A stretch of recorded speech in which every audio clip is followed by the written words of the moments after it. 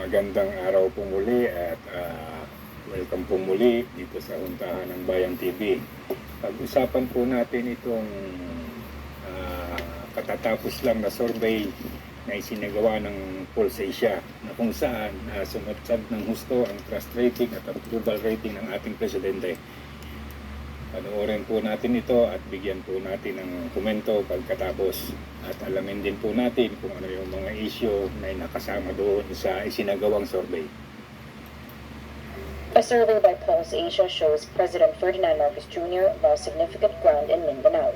The pollster's March survey reports a 32-point drop in the president's trust rating in the region. His numbers suffered across all key geographic areas, losing 21 percentage points in Metro Manila, 19 percentage points in the Visayas, and 5 points in Luzon. Marcos's nationwide trust rating slides down to 57% from 73%. So, ito po ang masakit ha. Makikita po natin base sa survey, yung trust rating niya noong December 2023 ay 73%.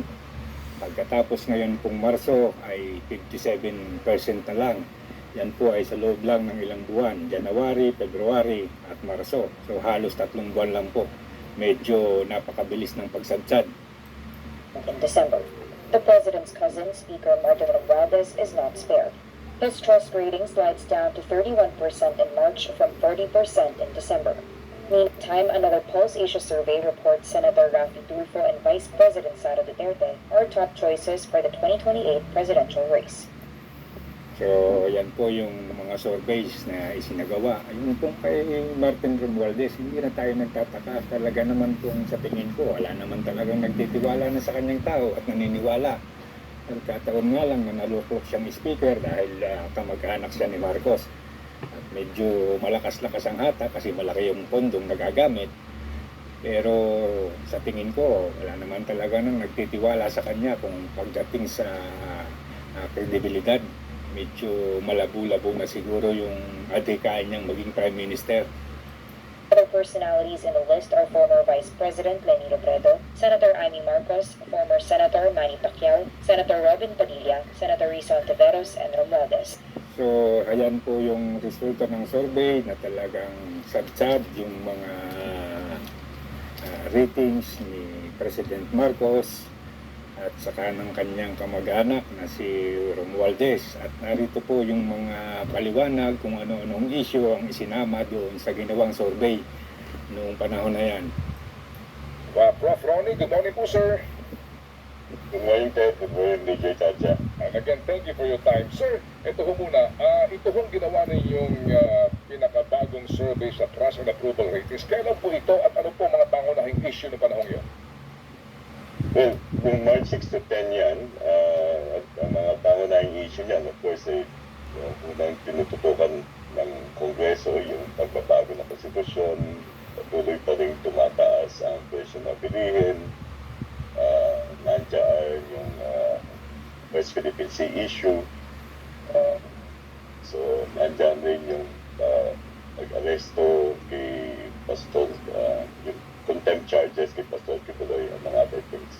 Alright. And So, ayan po yung nabanggit na issue. Apat po yung issue. Una po yung isinusulong ng Kongreso na PI o CHACHA na pagbabago ng konstitusyon, yung West Philippine Sea issue, yung pagtaas ng bilihin, at saka yung pagiging abala nila sa kagwapuhan ni Pastor Kibuloy. So, ituloy po natin. muli po, Sir Ronnie, ano po ang napakasimpleng definition para mas maintindihan po ng ating tagapakinig? Ano ba ang approval at ano ba ang trust para po dito po sa mga ratings na ito? So yung approval ay yung kung sila ay naniniwala na ginaganap ng mga opisyal ang particular nilang tungkulin. Yan yung approval or performance rating. Yung trust ay kung pinagkakatiwalaan nila yung mga pinangmataas na opisyal ng ating bansa. So magkaiwala yan. Yung approval, ang tinatasan dyan ay kung ginagawa nila ang tungkulin nila bilang presidente, bilang vice-presidente, presidente ng Senado, tagapagsalita ng batabang kapitán. Okay, sige po. So pwede ho ba nating unahin po lamang ang paliwanag sa inyo pong findings sa Presidente? So sabihin po muna ng approval ratings ng mga Pilipino sa kanya at yung trust ratings po. So, bumaba yung approval rating ng Presidente, 13 puntos, percentage points ang binaba sa bansa. At makikita na bumaba ito sa National Capital Region, sa Visayas at Mindanao. Yung Mindanao niya ay bumaba ng 22 points. Hindi lang yan na naging problema ng Presidente. No? Yung disapproval ay yung umakyat rin from 9% to 20%. So, naging double digit, 11 points ang itinaas. Ang pinamalaking itinaas ay sa Mindanao, 27 percentage points. 3 sa 10 sa Mindanao ang hindi na nasisiyahan, hindi aprobado sa pagganap ng tungkulin ng Presidente. Ganun din yung pagbabago dun sa pagtitiwala. No? 16 na puntos ang binaba ng pagtitiwala kay Bongbong Marcos. Simula 73, 57% na lang. Although mayorya pa rin yun. No? At ang hindi nagtitiwala sa kanya, umakyat ng 8 puntos, simula 7 hanggang 15%. So naging double digit din. Ang pagbabago ay naging significant sa NCR, National Capital Region, sa Visayas at Mindanao. So yan po ang naging pahayag ni President ng Pulse Asia na si Ronald Holmes. Ayon sa kanya, 3 sa 10 Pilipino ang hindi na naniniwala sa Presidente. So sa tingin natin, isa itong napakalaking dago sa sistema o sa administrasyon ng Pangulong Marcos. Sana maging wake-up call na ito sa kanila at magising na sila at iayos naman yung panunungkulan o yung pagpapatakbo ng gobyerno. At isa din pong dapat nating mapansin dito sa survey na ginawa, hindi po nakasama rito yung pagkaka-involved ni Presidente Marcos sa droga. Hindi po yan nasalang doon sa isinagawang survey. At malamang na kung nasama yan, mas lalo pang sumadsad yung trust rating at approval rating niya. Kasi sa totoo lang po, hindi naging maganda ang sistema ng administrasyon. Sabi nga ng Pulse Asia, hindi ang mga isyong pinag-usapan kamukha nung Chacha, yung West Philippine Sea, yung kay Kibuloy, at saka yung pagtaas ng bilihin. Sa nabanggit kong mga isyu na yan, yung 3 lang ang pinrabaho ng husto ng Kongreso. Yung kay Kibuloy, yung pagpapasarado ng SMNI ni Kibuloy, yung pagpipilit nilang ma-aproban yung Chacha at maging Prime Minister si Romualdez, yung West Philippine Sea na halos lumuhod tayo at umalik sa kwit ng mga kano para lang ipagtanggol tayo laban daw sa mga Chino. Yung pagtaas ng bilihin, wala po tayong nakitang pinag-usapan dyan. Kaya sa ngayon, ito ngayon ang malaking problema.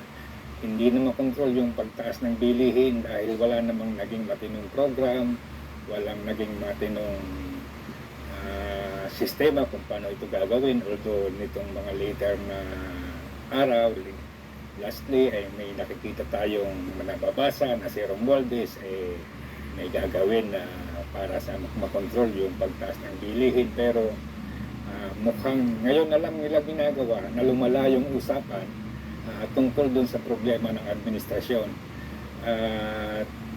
Kung hindi po ito magbabago at kung may susunod pang survey at masasama yung pagkaka-involved ng ilang opisyal ng gobyerno dun sa pinag-uusapang droga, kagaya nung nangyari doon sa 13 billion na drug haul at saka doon sa pagkakasangkot ni Bongbong Marcos mismo sa droga, medyo sasadsad talaga sila. At baka nga magtulak ito sa mga tao na pwersahin na silang paalisin sa palasyo. Kasi sa totoo lang, hindi naman po talaga magiging matino ang pagpapatakbo ng isang opisina kung ang nagpapatakbo ang sabi nga ng kritiko niya Ang sabi nga ni Presidente Duterte, ang sabi ni Attorney Harry Roque, o kahit sina Alvarez, ay bangag siya at wala sa katinuan ng pag-iisip.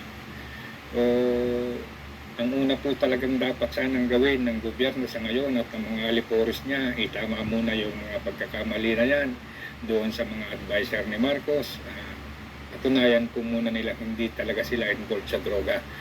So, hindi na po kasi mababago ng kung ano-anong paliwanag, kung ano-anong palabas, yung paniniwala ng tao. At lalo lang maiisip ng mga tao na kailangan na nilang gumawa ng mga palabas para lang mabula yung paniniwala ng mga tao. Pero hindi na po ganun ang Pinoy ngayon. Hindi na po ang Pinoy kagaya ng dati na pag binigyan mo ng candy ay tatanggapin na lang at kakagatin. Ngayon po ang Pinoy, pag binigyan mo ng candy, tatanungin ka muna kung magkano at kung saan ang galing. So, matuto na po sana tayo na mag-isip. Sana nga, sa lalong madaling panahon, maging makatao na yung sistema ng gobyerno. Hindi naman sa nakikita natin, pero parang ang nangyayari kasi palakasan system na lang. Kapag malakas ka, kapag may pondo ka, kapag kilala ka, sa'yo ang tama. O sana po mawala ito sa sistema ng gobyerno. Hanggang dito na lang po at magandang araw pong muli.